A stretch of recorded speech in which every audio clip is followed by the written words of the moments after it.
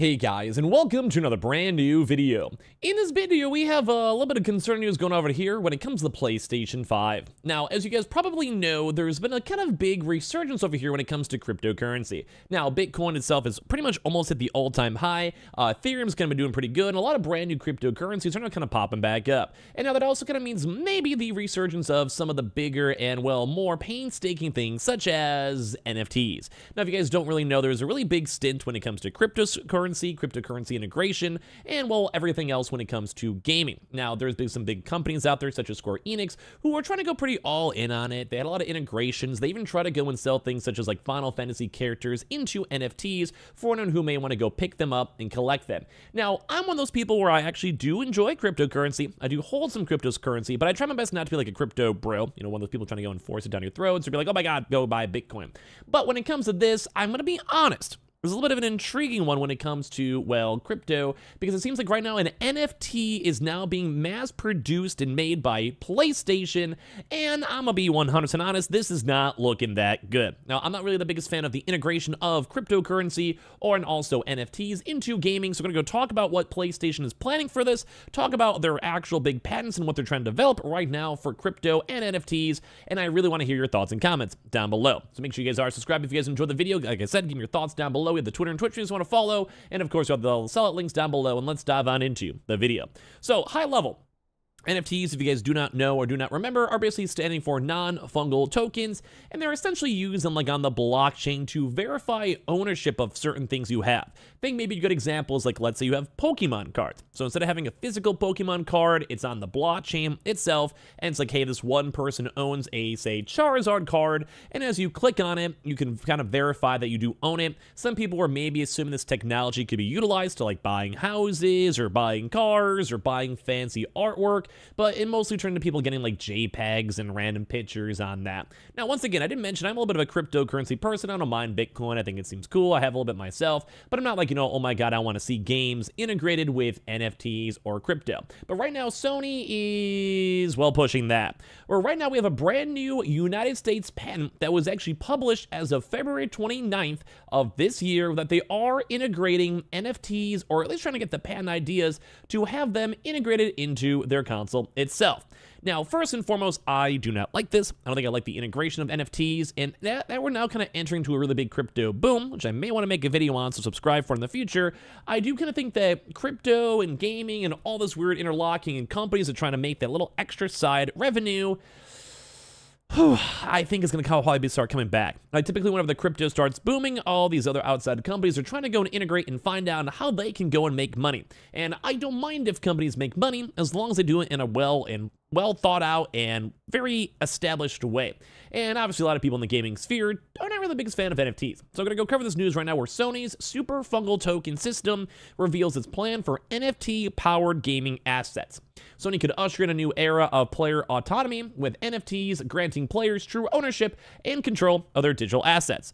Now, as I mentioned, I'm not too anti-crypto. There's potential. I understand it. I'm not like a shill for it, but I just don't think NFTs should be involved in games. There is a little bit of an NFT system with the PlayStation Stars, where every few months you have a chance to get like little cool rewards for your profile on your PlayStation account, and I think that's fine. Like something like nice and free, you get to have a chance for the showcase, like an award system, kind of thing like accolades or Xbox achievements, or little fun little trophies you can show off. I'm cool with that, but when it starts getting to like the blockchain and crypto and having a chance for people to go and kind of use hype boards to go and make a lot of money, that's where things start drawing the line. Sony has filed a patent for a new super fungible token, or an SFT system, that aims to revolutionize how players own and interact with in-game assets and collectibles. The technology seeks to provide gamers with greater flexibility and control over their virtual items, potentially transforming the way we think about in-game ownership and economics.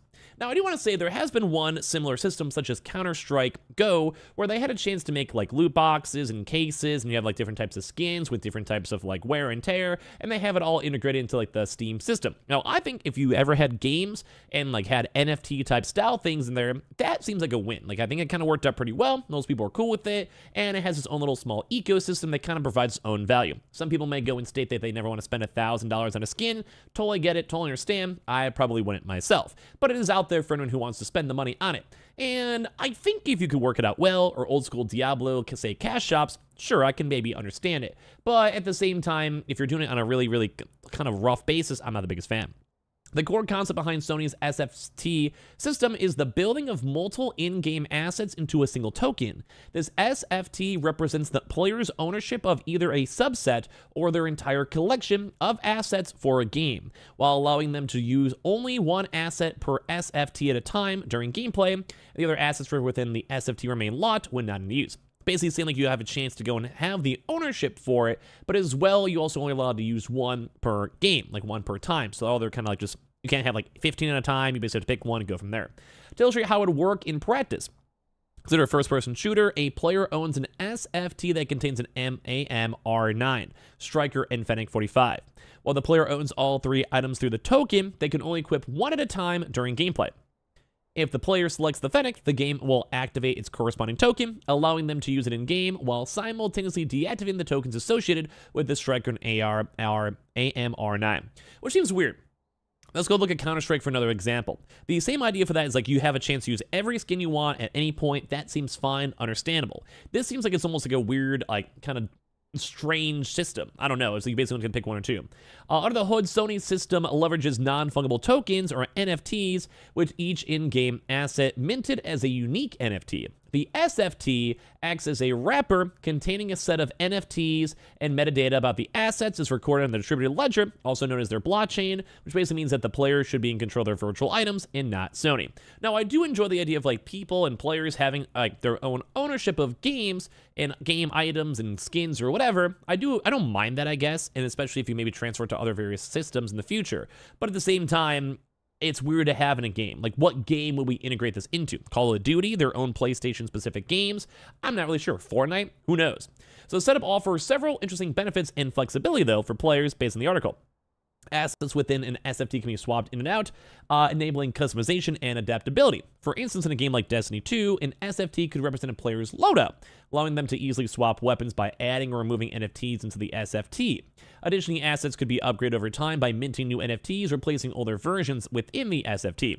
So basically, it kind of seems like the same thing they already have, though, in games. Like, I'm a crypto bro partially myself, but I'm not really seeing like the benefits and merits of all this.